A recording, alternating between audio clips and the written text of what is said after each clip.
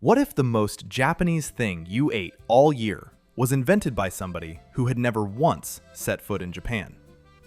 What if the sushi roll you think of as ancient, delicate, thousand-year-old tradition was actually dreamed up in a Los Angeles kitchen in the 1970s, specifically because Americans were terrified of seaweed? What if the fortune cookie, the glob of green wasabi, and the whole sizzling steakhouse show with the flaming onion volcano were never Japanese at all, but American inventions wearing a costume borrowed from the other side of the Pacific? Hi, my name is David, and this is Food Origins, the show where we pull back the curtain on the foods you grew up eating and discover they came from somewhere you never expected. If this is your first time here, hit that subscribe button, because today we are taking apart one of the most convincing culinary illusions in the entire world. I promise you, by the end of this video, you will never look at a sushi menu the same way again. Here's what makes this one so slippery. Japan genuinely is one of the greatest food cultures on the planet. The precision, the respect for the ingredient, the centuries of refinement, all of it is real, and none of it is up for debate. But that reputation is so powerful, so airtight, that it has quietly swallowed the credit for a whole shelf of foods that were actually born in America. Somebody stuck the word Japanese on the menu, and nobody questioned it for 50 years. The rice was on the outside, the sauce was sweet, the name sounded foreign, and that was enough. We all just believed it. So today we are going to fix that, one dish at a time. 10 foods, 10 origin stories, and a running theme you are going to notice almost immediately. Almost every single one of these was invented by an immigrant chef in an American city, solving a very American problem for a very American customer. Let's get into it. Food number 1, the California roll.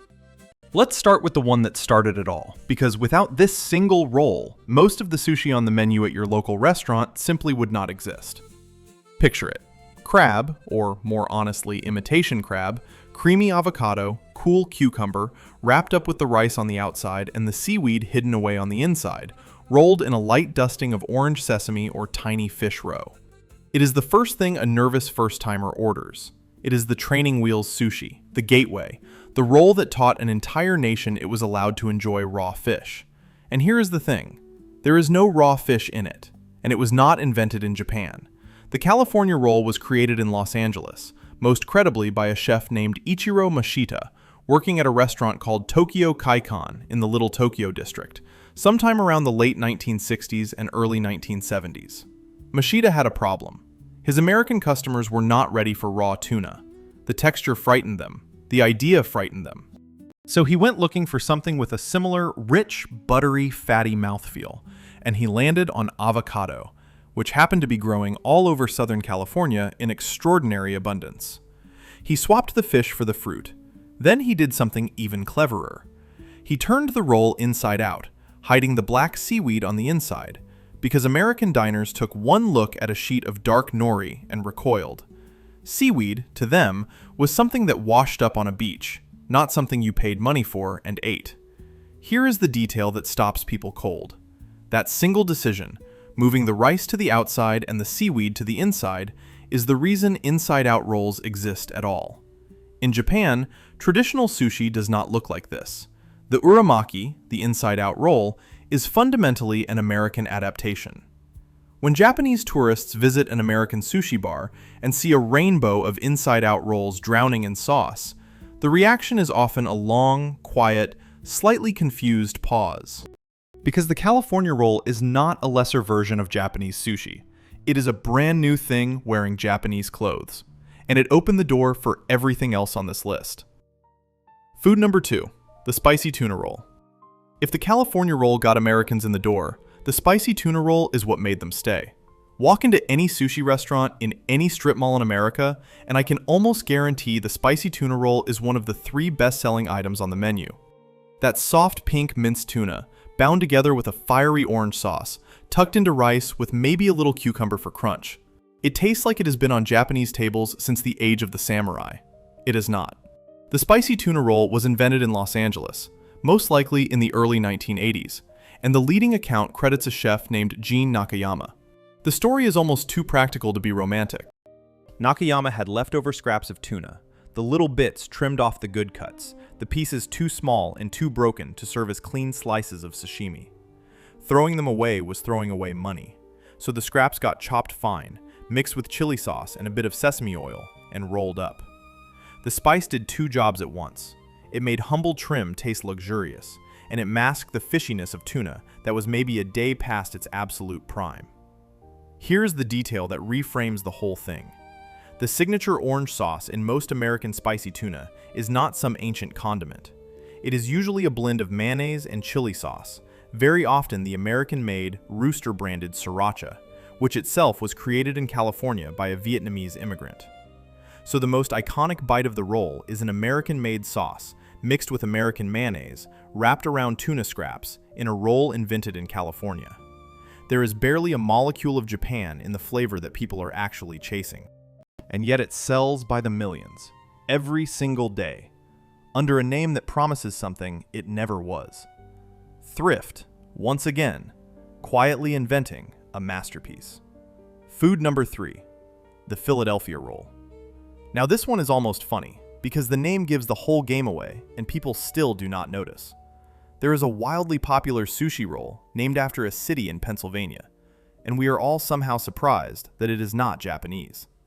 The Philadelphia roll is salmon, cream cheese, and often cucumber or avocado, rolled up and served in the sushi section of the menu like it has always belonged there. Cream cheese in sushi. I need you to sit with how radical that is. In traditional Japanese cuisine, dairy is almost entirely absent. For most of Japanese history, cheese was simply not part of the food culture at all. The idea of taking a soft, tangy, spreadable American cheese and folding it inside a sushi roll is not a variation on a Japanese theme. It is a completely foreign concept dressed up in nori. The Philadelphia roll is named directly after Philadelphia cream cheese, the brand, which, despite the name, was actually developed in New York and became an American icon. The roll itself appears to have emerged in the United States sometime in the 1980s, as sushi bars raced to invent new combinations that would appeal to customers who found raw fish intimidating, but adored the creamy, rich, familiar taste of cream cheese. It was comfort food in disguise. It was bagel and lox logic, rolled in rice. Here is what makes it such a perfect example of the whole story. The Philadelphia roll takes a genuinely Japanese format, the maki roll, and fills it with two of the most American ingredients imaginable, and then serves it back to people as Japanese food. Order it in Tokyo, and you will get puzzled looks in most restaurants. This is not the sushi of Japan. It is the sushi of the American appetite, and it is delicious precisely because it stopped pretending to be anything else. It leaned all the way into cream cheese, and America never looked back. Food number 4, teriyaki, and specifically the teriyaki you actually eat. This one requires a careful distinction, so stay with me. Teriyaki as a technique is genuinely Japanese. The word itself comes from teri, meaning glaze or shine, and yaki, meaning grilled or broiled. In Japan, teriyaki traditionally refers to fish, glazed with a mixture of soy sauce, mirin, and sugar, cooked until it shines. That is real, and that is old. But the teriyaki you know, the chicken teriyaki plate, the mound of glossy, dark sauce chicken thighs over a scoop of white rice, with a little pile of cabbage salad on the side, sold cheap and sold fast out of 1,000 little counter service shops. That specific thing is not Japanese. It is a Seattle invention. And it has a founding father. His name was Toshihiro Kasahara, and in 1976, he opened a small restaurant in Seattle where he served grilled chicken glazed in a sweetened soy-based sauce over rice, for a price that working people could afford. He simplified the traditional recipe, leaned harder on the sweetness, standardized it around cheap and popular chicken instead of fish, and sold it as a quick, affordable meal. It was an instant hit. And crucially, others copied it, again and again. Within a couple of decades, Seattle had hundreds of teriyaki shops. So many that food writers now talk about Seattle teriyaki as its own distinct regional American cuisine, the way you would talk about Chicago deep dish or Texas barbecue. Here is the detail that stops people cold. Seattle is often described as the teriyaki capital of the United States, a city with more teriyaki joints per head than almost anywhere on Earth. And the dish that fills them was refined and popularized right there in the 1970s and 80s. The glaze on your chicken is a Pacific Northwest story. Japan gave the world a technique. Seattle turned it into a whole way of eating dinner. Food number 5, the hibachi steakhouse. The whole flaming, knife-juggling onion volcano show. This is the one that surprises people the most, because the entire experience feels so theatrically, so unmistakably Japanese. The chef standing right in front of you, the giant flat grill, the clattering spatulas, the shrimp flicked into a shirt pocket, the tower of onion rings stacked up and lit on fire so it erupts like a tiny volcano. Surely, this is how they eat in Japan. They do not. That entire style of restaurant is an American invention, and it was built by one of the great showmen in the history of the industry, a man named Rocky Aoki, better known as Rocky Aoki.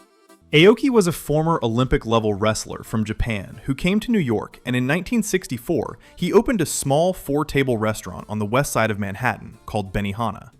His genius insight was this: Americans were nervous about unfamiliar Japanese food, but they were not the slightest bit nervous about steak, chicken, and shrimp. So he took ingredients Americans already loved and wrapped them in a performance. He put the cooking out in the open, on a communal teppanyaki grill, and he turned dinner into a live show. The format he built, strangers seated together around a shared grill, a chef performing tricks, the food cooked in front of you with flair, borrows the word teppanyaki, but the theatrical steakhouse version is a distinctly American creation. The onion volcano, the beating heart onion stack, the flying shrimp tail, the spatula drumming, all of that showmanship was developed and perfected for American diners in American restaurants. Here is the number that puts it in perspective. Benihana grew from that single 4-table room into a global empire of dozens upon dozens of locations. Rocky Aoki did not just open a restaurant. He invented an entire category of dining, the American Japanese steakhouse, that barely exists in Japan in the form Americans picture. The volcano was born in Manhattan, not Tokyo. Food number 6, yum yum sauce. And if you have ever eaten at one of those hibachi steakhouses we just talked about, you know exactly what I mean. It goes by a lot of names: white sauce, shrimp sauce, sakura sauce, that pale pink, creamy, slightly sweet sauce that comes in a little squeeze bottle or a tiny cup, and that people, frankly, lose their minds over. There are people who go to hibachi restaurants primarily for this sauce. There are people who buy it by the bottle, and they think of it as a Japanese condiment. It is not. Yum yum sauce is an American invention, created for American hibachi restaurants to give diners something rich and familiar to dunk their grilled shrimp and chicken and fried rice into. At its heart, it is mostly mayonnaise. The typical recipe is mayonnaise, a bit of tomato paste or ketchup for that pink tint, sugar, a little vinegar, garlic, paprika, and often a splash of water to thin it out. That is a fundamentally Western flavor profile. It is far closer to a mild American spread than to anything in the traditional Japanese pantry. Here is the part that genuinely surprises people. In Japan, you would not find yum yum sauce at a teppanyaki grill. It simply is not part of that cuisine. It exists because American diners wanted a creamy, sweet, comforting dip, and enterprising restaurants gave it to them, then handed it a vaguely Japanese-sounding name to complete the illusion. The name yum yum is not a translation of anything. It is just the sound of somebody enjoying themselves. And it worked so well that it broke out of the restaurant entirely. You can now buy yum yum sauce in bottles on grocery store shelves across America, in the international aisle, right next to the soy sauce, cementing a lie that started at a hibachi grill. A mayonnaise-based dip became one of the most beloved so-called Japanese sauces in the country. Mayonnaise. Read that again. Food number 7, the fortune cookie. Now, you might be thinking, David, everyone knows fortune cookies are not Chinese. They show up at the end of every takeaway, and it is basically a running joke by now. And you would be right that people have started to catch on to the not Chinese part. But here's the twist that almost nobody gets. Fortune cookies are not Chinese, that is true, but they are also not the American invention people assume either. They are, at their root, Japanese, and they became famous in America. It is a beautiful, tangled mess. The most credible evidence traces the fortune cookie to Japanese immigrants in California in the early 1900s. The strongest claim points to Makoto Hagiwara, a Japanese landscape designer who oversaw the Japanese tea garden in Golden Gate Park in San Francisco, and who is believed to have served a version of the cookie to visitors around 1914. The cookie was based on a traditional Japanese cracker called Sujira Senbei, a folded wafer with a paper fortune tucked inside, which had existed in regions of Japan long before that. So here is what actually happened. A Japanese temple cracker tradition crossed the Pacific, got adapted in San Francisco, became sweeter and lighter to suit the American palate, and then, through a strange series of historical events, got adopted almost entirely by Chinese restaurants in the United States. During the Second World War, when Japanese Americans were forcibly interned, Chinese-owned businesses stepped in to fill the gap in production, and the cookie became permanently attached to Chinese-American dining. Here is the number that closes the loop. Today, roughly 3 billion fortune cookies are made every year, the vast majority in the United States. They are so American that when they are occasionally sold in China, they are treated as a curious foreign novelty. A Japanese cracker, reinvented in California, marketed by Chinese restaurants, sold back to the world as an ancient Eastern tradition. Nobody planned that. History just tangled itself into a knot, and we have been cracking it open after dinner ever since. Food number 8, the ramen burger. And this one is so recent that we can point to almost the exact day it was born. If you have scrolled through a food account in the last decade, you have seen it. A beef patty, sandwiched not between bread, but between two crispy golden discs of compressed ramen noodles, pressed into buns, glazed with a savory sauce. It looks like something a mad scientist in Tokyo dreamed up. It was invented in Brooklyn. The ramen burger was created by a chef named Keizo Shimamoto, and it made its public debut in 2013 at Smorgasburg, the famous open-air food market in Brooklyn, New York. Shimamoto, an American, was genuinely obsessed with ramen. He had traveled to Japan, worked in ramen shops there, studied the craft seriously. But the burger itself, the specific idea of taking cooked ramen noodles and pressing them into a firm, searable bun to replace bread, that was his own creation, and it happened on American soil, for an American food market crowd hungry for the next viral bite. And viral it went. When the ramen burger launched, people queued for hours. It was written up everywhere. It became one of the defining novelty foods of that entire era of American street food. The moment when Instagram started deciding what people ate. Lines around the block for a burger with noodle buns. Here is the detail that matters. In Japan, ramen is a deeply serious, deeply respected dish. A whole culinary universe with regional styles and devoted masters. But nobody in Japan was folding ramen into a burger bun. That mashup, that specific irreverent collision of a Japanese noodle soup and the great American hamburger, is a thoroughly American idea. It took two beloved things and welded them together in the way that only American food culture, with its restless appetite for the new, ever really does. The ramen may be Japanese to its bones. The burger is Brooklyn all the way through. Food number 9, and this one is going to make you feel slightly betrayed, so brace yourself. The wasabi. That little green mound of fiery paste that comes with your sushi, the stuff you dab onto your roll and stir into your soy sauce, the heat that shoots straight up your nose and makes your eyes water for a second. If you have eaten sushi in America, you have almost certainly eaten this. And here's the truth. In the overwhelming majority of American restaurants, that green paste is not wasabi at all. Real wasabi comes from the root, or more precisely the rhizome, of the Wasabia japonica plant, which is notoriously difficult and expensive to grow. It needs cold, clean running water and very specific conditions, and it grows slowly, which makes it one of the most costly crops in the world. Real, freshly grated wasabi is delicate, aromatic, and complex, and its heat fades fast and gently. It is a genuine luxury, and it loses its punch within minutes of being grated. What you are almost always eating instead is a mixture of ordinary horseradish, mustard powder, and green food coloring. That is it. Horseradish dyed green to look the part.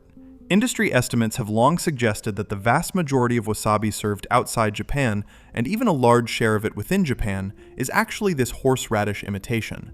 The harsh, nose-punching burn that people associate with wasabi is largely the signature of horseradish, not the real thing. Here is the part that fits our theme perfectly. The version of wasabi that most Westerners know and think of as authentically Japanese, that aggressive green paste, is essentially a Western substitution, an imitation built from cheaper ingredients because real wasabi was too expensive and too fragile to ship and serve at scale. It is a costume, a green-dyed stand-in that most of us have never seen through. Millions of people hold strong opinions about a condiment they have, in all likelihood, never actually tasted. The real thing is out there. But the wasabi in your soy sauce is probably a horseradish in disguise, and it has been fooling us for decades. Food number 10, and we are going to finish with the grand finale of American sushi excess, the rainbow roll and the dragon roll. These are the showstoppers, the big, elaborate, multicolored, sauce-drizzled creations that anchor the specialty section of every American sushi menu. The rainbow roll, a California roll draped in an arc of different colored fish, tuna, salmon, yellowtail, avocado, laid across the top like the stripes of a flag. The dragon roll, layered with eel and avocado, arranged to look like the scales of a dragon, often finished with a glossy sweet sauce and a scattering of sesame. They look like edible art. They look like the absolute pinnacle of Japanese craftsmanship. They are American. Both of them.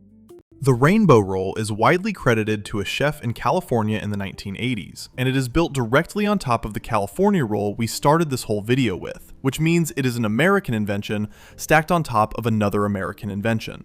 The dragon roll, with its theatrical presentation and its sweet eel sauce glaze, is another product of American sushi bars competing to outdo one another with ever more dramatic, ever more photogenic creations, long before the word Instagram even existed. Here is the pattern you have surely noticed by now. Traditional Japanese sushi tends towards restraint. A perfect piece of fish, a small mound of seasoned rice, a whisper of real wasabi, nothing to distract from the quality of the ingredient. The maximalist, sauce-covered, multi-fish, deep-fried, cream cheese-stuffed roll, the roll with a cute name and a photogenic arch of color, is fundamentally an American approach. It is abundance over restraint. It is more, more, more. And that is not an insult. That is the whole story of this list. American food culture took a refined foreign tradition, filtered it through immigrant kitchens and nervous first-time diners, and a bottomless appetite for spectacle, and built something loud, colorful, and entirely new. The dragon roll is not bad sushi. It is not even really Japanese sushi. It is American sushi, and it deserves to be called by its right name. 10 foods, 10 stories, and one idea I hope has completely rearranged the way you look at a sushi menu. The California roll, the spicy tuna roll, the Philadelphia roll, Seattle teriyaki, the hibachi steakhouse, yum yum sauce, the fortune cookie, the ramen burger, the green paste pretending to be wasabi, and the whole glorious circus of the rainbow and dragon rolls. Every single one of them was invented, refined, or reinvented in America, and then handed back to us with the word Japanese quietly attached. And here's what I want you to take away from this, because it is genuinely the most important part. This is not a story about fakery or theft. Almost every one of these was created by a Japanese immigrant chef, standing behind a counter in Los Angeles or Seattle or San Francisco or New York, looking at an American customer who was curious but nervous, and building a bridge. They swapped the raw fish for avocado. They hid the seaweed. They sweetened the glaze. They put on a show with a flaming onion. They took the food of home and translated it into a language a new country could understand. And in doing so, they invented something that had never existed anywhere before. That is not a lesser version of Japanese food. It is a brand new American thing, born from migration and memory, and the very specific genius of people cooking for a country that was not quite ready for the real thing yet. And once you know that, you cannot unknow it. You will read the menu differently forever. I'm David, and this is Food Origins. If this changed the way you see your next sushi order, or that little tub of green paste, hit that like button and subscribe, because we have stories exactly like this one lined up for cuisines all over the world. And tell me in the comments which of these 10 surprised you the most. I have a feeling the wasabi one is going to hurt some feelings. Honestly, good.